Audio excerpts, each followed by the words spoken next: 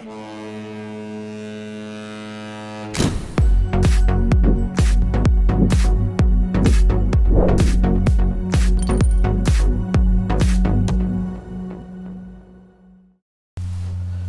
road in Caldaro took us through these beautiful green rolling hills.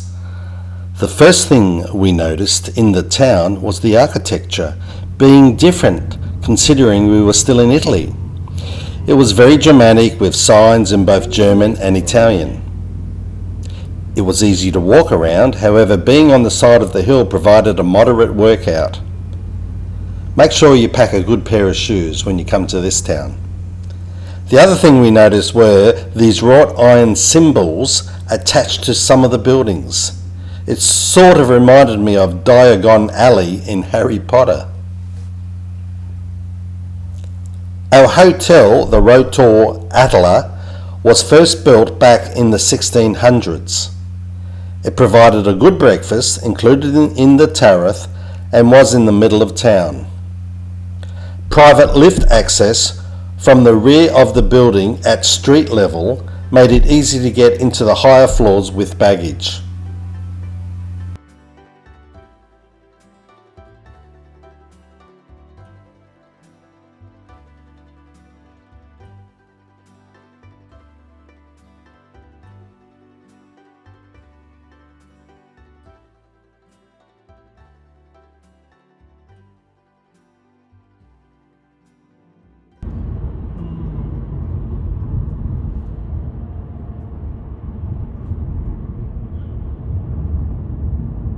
Heading up to Innsbruck.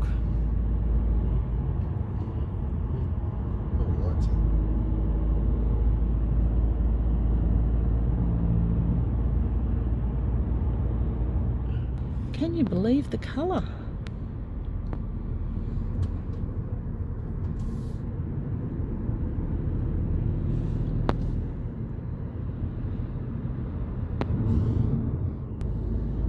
It's 6 degrees outside. We're up high with some high mountains around. We just had a sign to say we're at 2,000 meters altitude. Looks like we're driving into the cloud. Can't see much at all. It's not foggy, it's just cloudy. Oops, and we're driving into it.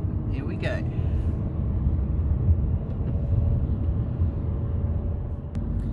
It's 3 degrees and there's ice along the side of the road.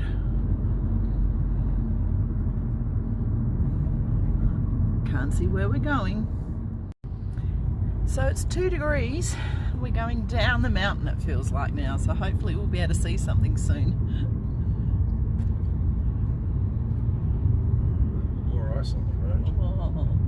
Oh yeah, watch out for black ice. We're actually above the cloud level here. We are going downhill. Going to be heading into some fog, I think. But the cloud's still below us. We're coming down from 2,000 meters altitude. So apparently we're at 1,500 meters now, going through the cloud level.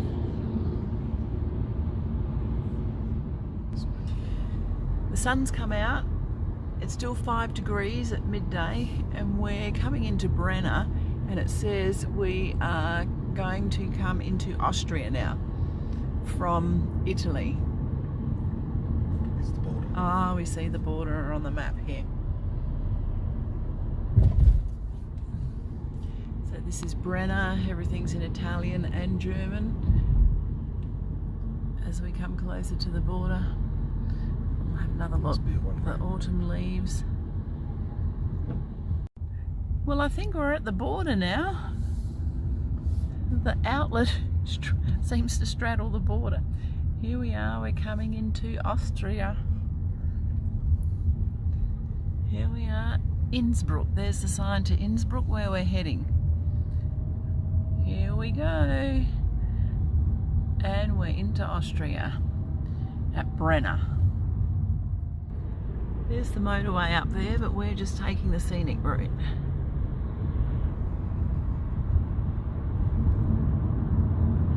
Motorway or scenic route? What do you prefer?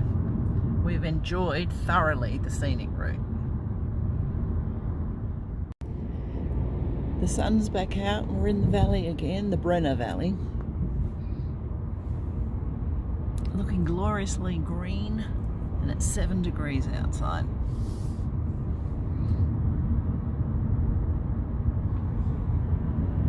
Wow.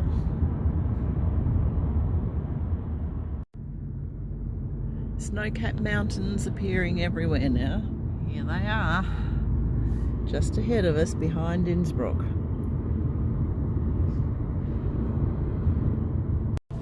Beautiful green countryside, and then the mountains, the real mountains. Welcome to Innsbruck. Where the local time is 12:57.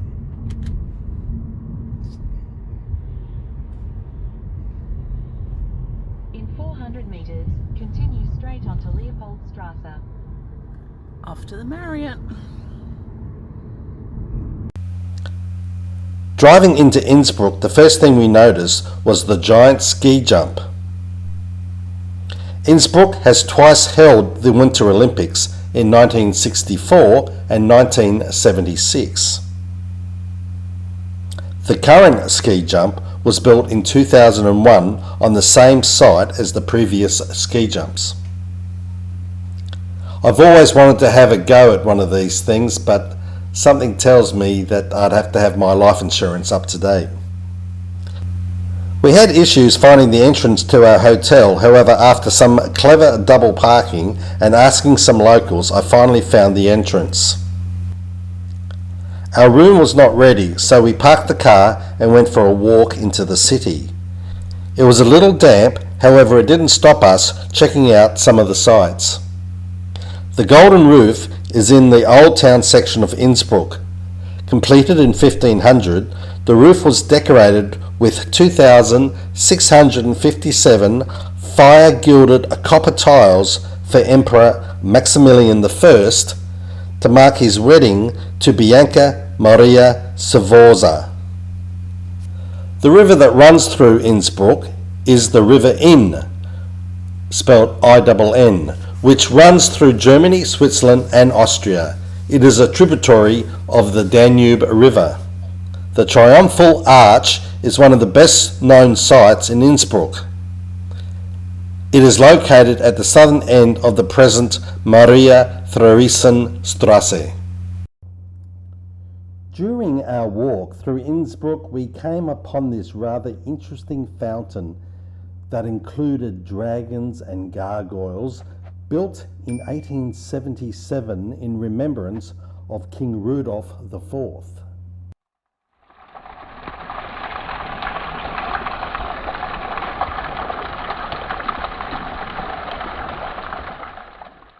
We visited the Ambras Castle utilising the hop-on hop-off bus that operates in Innsbruck. This is a Renaissance castle and palace located in the hills above Innsbruck. Ambras Castle is 632 metres above sea level. The castle was built in the 16th century on the spot of an earlier 10th century castle, which became the seat of power for the Counts of Andechs. The cultural and historical importance of the castle is closely connected with Archduke Ferdinand II and served as his family's residence from 1567 to 1595. Ferdinand was one of the history's most prominent collectors of art. Keep an eye out for the fauna that roams the castle grounds. It's not hard to spot the peacocks and the swans that rule the roost. Excuse the pun, by the way.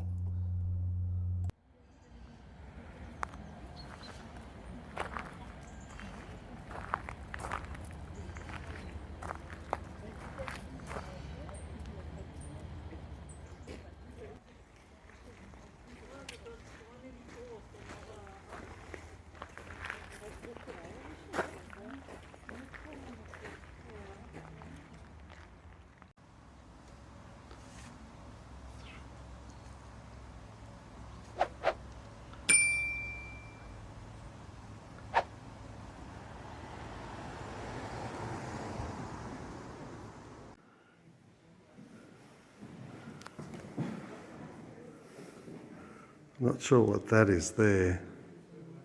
Interesting. The art and the museum pieces are accommodated in this world-famous collection in the lower castle, built specifically for that museum's purpose, making this one of the oldest museums in the world. I first had my doubts about the visit, however, it's a must-do when visiting Innsbruck. You will not be disappointed.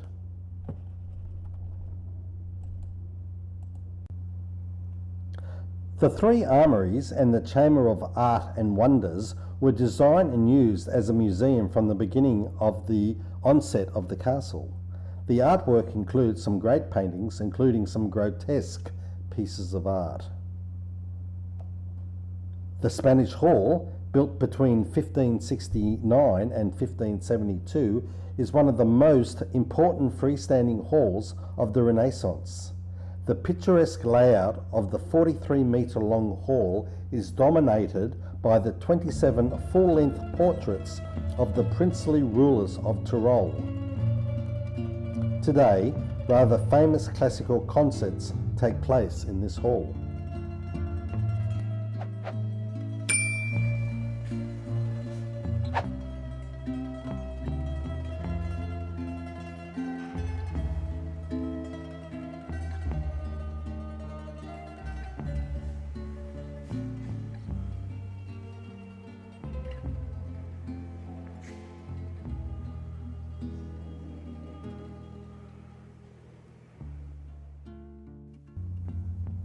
The chapel is dedicated to St. Nicholas. Consecrated for the first time in 1330 and often rebuilt over the centuries, it was finally painted in the 19th century by the Innsbruck painter August Verndel. The inner courtyard, decorated between 1564 and 1567 with grisaille painting al fresco, which basically just means grey paint on still wet plaster, is among the best preserved examples of fresco from the 16th century. Leaving the castle, we made our way back to the city centre, stopping at a lookout overlooking the city. The hop-on, hop-off bus can be booked online, and during our visit it was not busy at all. The drive from Innsbruck to Oberammergau took approximately 1 hour and 20 minutes, including a stop for petrol. It's taken us over 2 years to get here.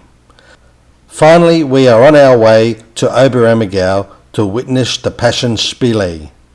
This play about the Passion of Christ happens only every 10 years and was postponed back in 2020 until now.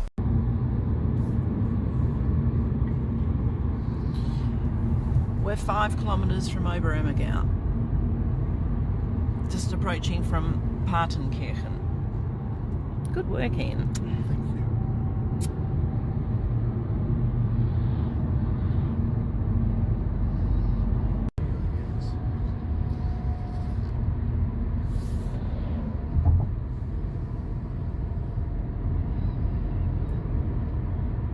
So far the traffic hasn't been too bad.